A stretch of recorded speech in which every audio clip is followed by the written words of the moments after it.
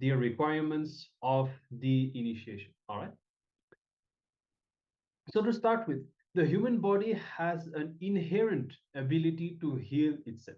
Okay. And healing is nothing but when the body connects with the source of its existence. Energy healing is a holistic, non-invasive therapy that treats the body and mind as an energetic continuum, and any physical or mental disease is an indication that there is a blockage in the energy flow of the body. How we learned in the video, as Swamiji explained about the chakras.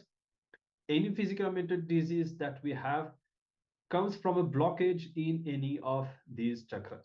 So many times, merely clearing these blockages at the energy level is enough, and because it will restore the body's natural capacity to heal itself, and it will take care of restoring the affected part, the affected organs to health. Okay. That is one of the reasons why in yoga, there's a lot of emphasis on working on the spine, since the spine is the integral cord from which all the nerves, all the nadis flow into the further parts of the body, branching out into the different organs and the different regions of the body. So when the spine is healed, the natural energy flow to all the parts of the body are cured. So that is one of the central aspects of yoga. Now, about the Ananda Gandha, Swamiji has been talking about the 8th chakra, where all the other chakras overlap, where all the other chakras get integrated. Ananda Gandha is literally the fragrance of bliss. That's the literal translation from the Sanskrit language. It is a point in the body where the energy of all other chakras is centered. The source of Ananda Gandha, which is the source of spiritual superconscious healing, is the ultimate science towards enlightenment. The science of Ananda Gandha, delivered to planet Earth only when incarnations land in planet Earth. It comes from eternal silence. Not just physical healing or mental healing. Physical healing also happens because your very DNA structure gets re-altered.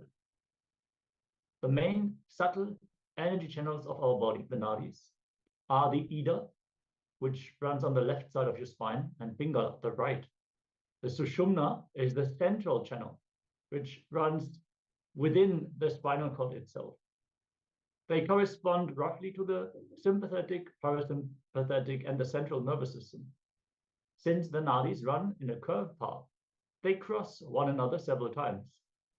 At the points of intersection, they form strong energy centers. These are the chakras.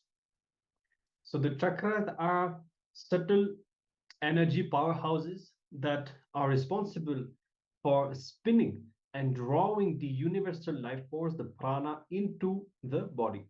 So they also act as batteries to store this energy and distribute it to the surrounding areas of the body.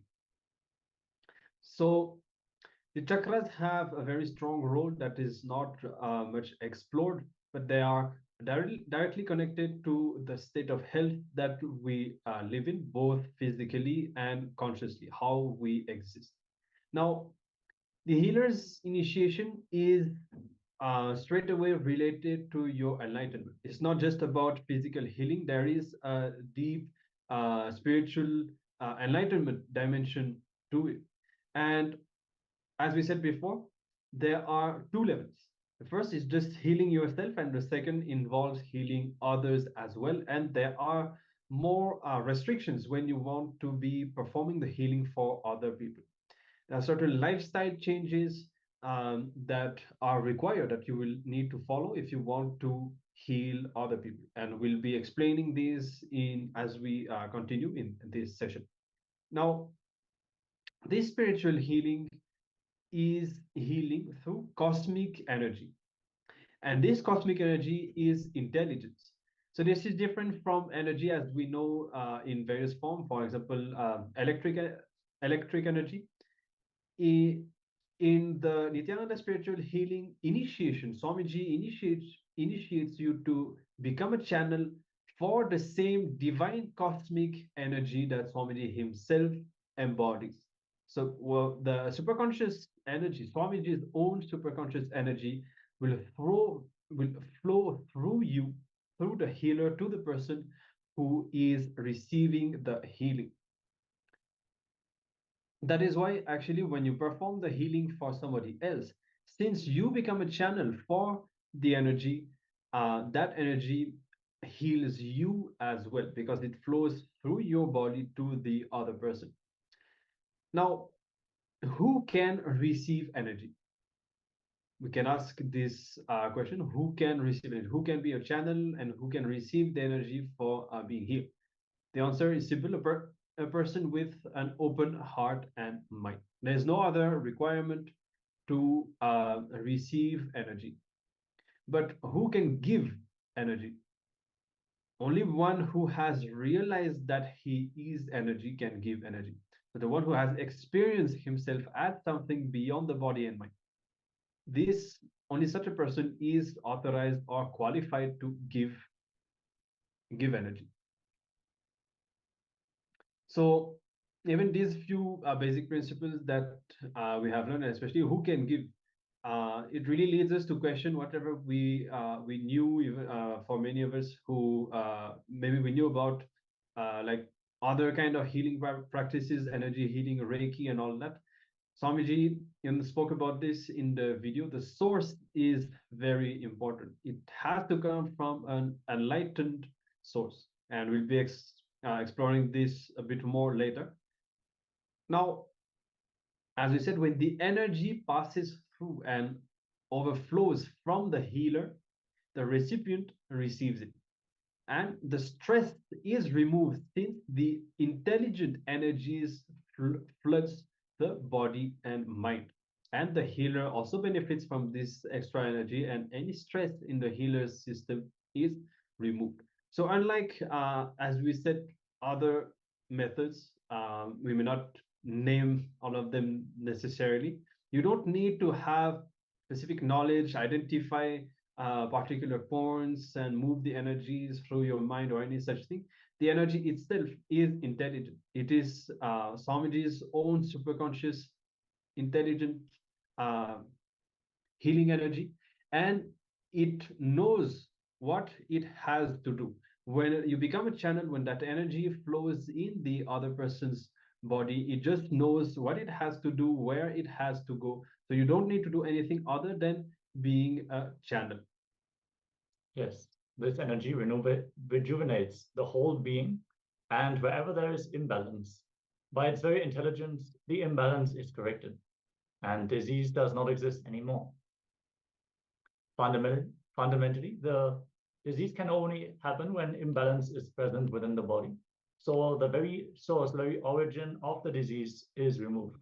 The person itself is transformed by the healing energy and experiences health, energy, and enthusiasm. Compassion expresses as responsibility, and hence energy. Once a disciple asked Swamiji, how is it that so much energy flows from you?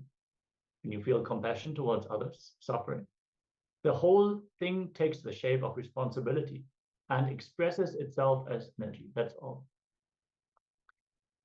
Staying in the Anandaganda, all things are revealed by jnana, the knowledge, and the self of all is the knower. By reason of their nature being the same, one should contemplate on the knowledge and the knower as one and the same. You'll be shocked and surprised. This great science, the Raja Vidya, Anandaganda, this word is used throughout Sanskrit literature only in one place, in Shankara, in Vishwanatashtakam. Swamiji shares his first healing experience. I left home at the age of 17 and spent several years wandering the length and breadth of India. During my wandering days, once I was returning from Tapovan in an army truck.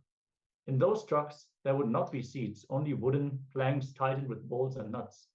Suddenly, the truck went over a big bump, and I flew and fell on the wooden plank. My backbone hit the board and cracked. The doctors took an x-ray and said I should take rest for 30 days. 30 days was too long a time for me to stay in one place, just taking rest. I did not bother about the doctor's instructions.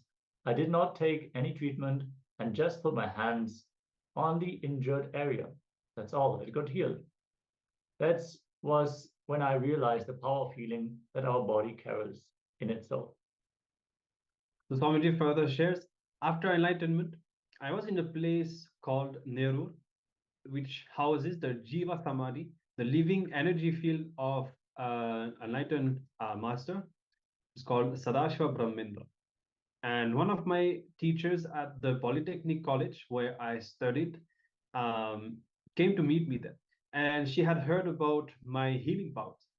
And she asked me, why don't you initiate us into your healing system? And at that moment, I was sitting close to the Jiva Samadhi of Sadashiva Brahmendra, and I could feel the master's presence. And suddenly I heard a sound. And when I turned, I saw Sadashiva Brahmendra standing there right in front of me. So as you understood, his Jiva Samadhi means he has already left the body. And the Swamiji saw him standing right there. And Swamiji said he gave me a tuft of darba grass, and he told me to give it to the teacher and tell her to start healing with it. And just as the thought of how entered my inner space, the formula for transmitting the healing technology was revealed. So Swamiji says the moment he thought, how will I initiate? The moment that thought appeared inside him, he also downloaded the formula was revealed to him at that moment. And Swamiji says, I use this divine knowledge to transfer to others the divine experience I myself had. I initiated my teacher as the first Nityananda spiritual healer.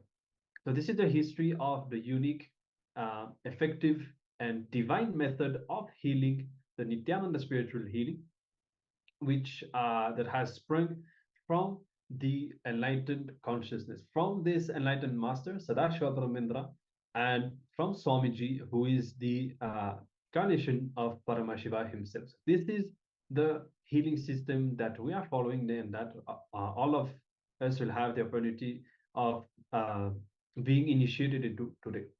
Swamiji says, healers are literally my hand.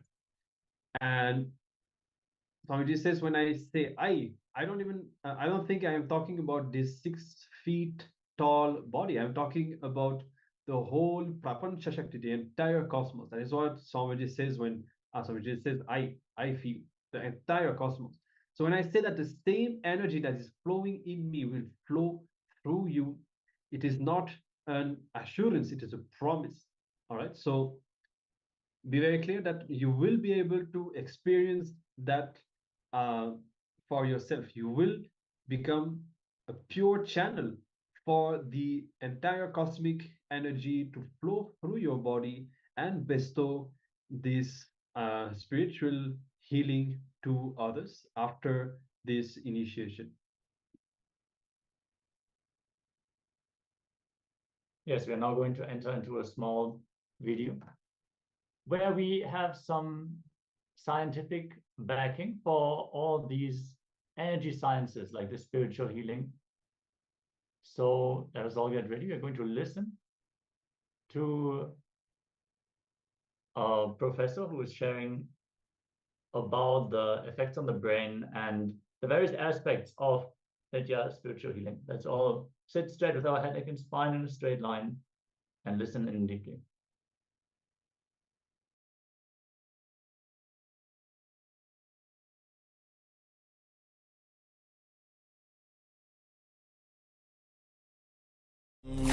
Nityanand परमशिवोऽहम्